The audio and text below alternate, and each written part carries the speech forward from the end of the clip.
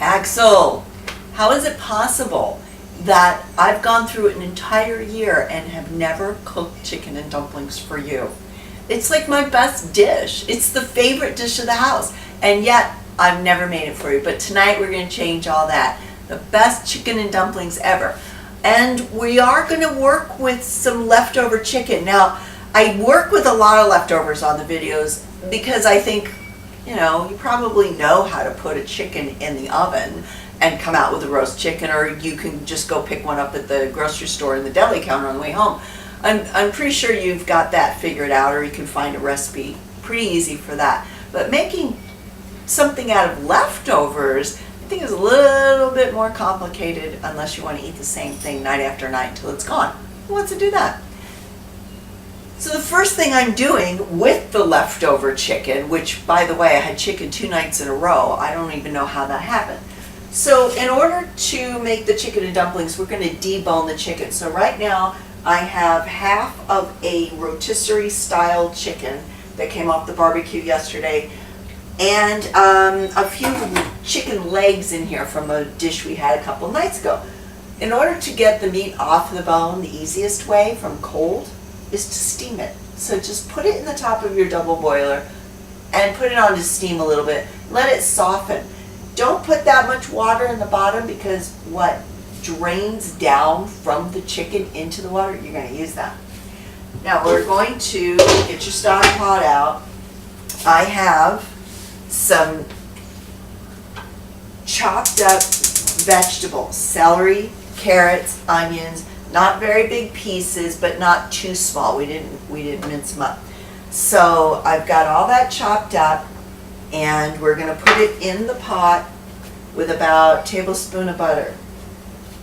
So we don't want that to get too melty. Okay, we're going to let that melt and get frothy, and then we're going to put the vegetables in. I'm going to put all the vegetables in at once. I'm not really going to stagger them around because I just want to get them sauteed a little bit in the butter, and then we're going to cook them through by putting some water in here. Now that your vegetables are cooked a little bit, your onions have become soft, and you can smell the celery. Your carrots are still kind of hard, but you can start smelling the cooked celery. So now it's time to turn the heat off underneath your chicken. Here's the best part. No, I guess the best part would be not me burning my hands. Take your little chicken off of there. There you go. Put it over here. Take the water that it was cooking over and pour it right here. See that? Okay. And then supplement that with some chicken broth or some vegetable broth, either one. But what you want to have here is about 6 cups of liquid in your vegetables. You're going to add pepper and salt. After you've added your pepper and salt, just cover on it. Let that come to a boil and then simmer. In the meantime, over here, we have the chicken. Just take it out, put it on the cutting board, and we're going to debone all of this.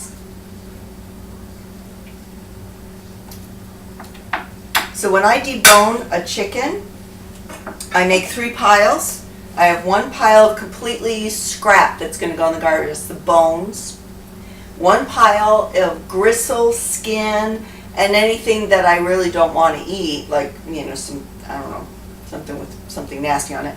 Then that goes in the pile for the dogs. And then 1 more pile just for really good meat. So that's all you need to do. You can do 2 forks. You can use a little bit of knife or tongs, but it's going to be a little warm. But you're just really going to take the chicken apart. That's it. All right, folks. This is the kind of meat we ended up with after we tore apart the chicken carcass. And dog food. If you don't have a dog, I don't know. I mean, I wouldn't eat it, but whatever. And if you really don't want to get involved in that and tearing apart the chicken, I'm sure your kids would love it. I mean, to get in there and tear apart an animal carcass, little savages, they would love to do that. So let them do it. Okay, so got the meat.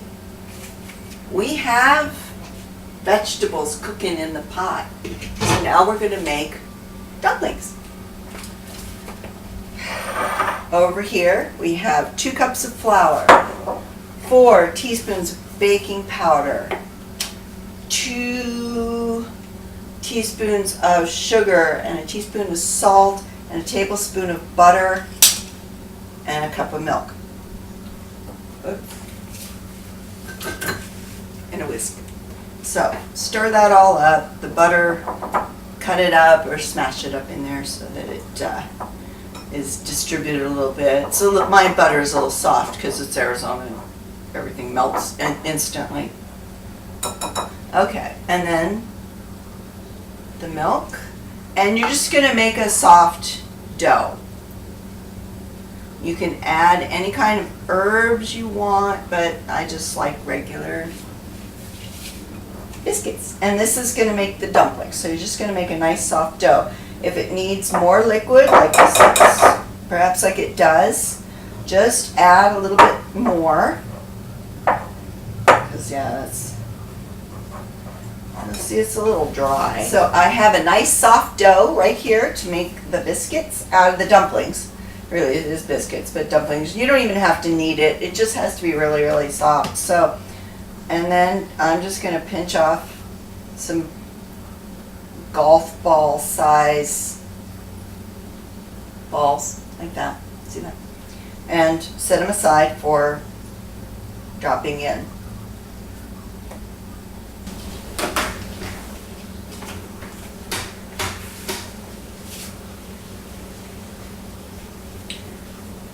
So, while I was cooking, the entire time I was cooking,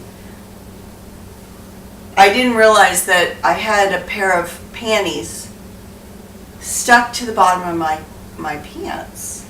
And I had been walking around the kitchen cooking the entire time with underwear in my pants.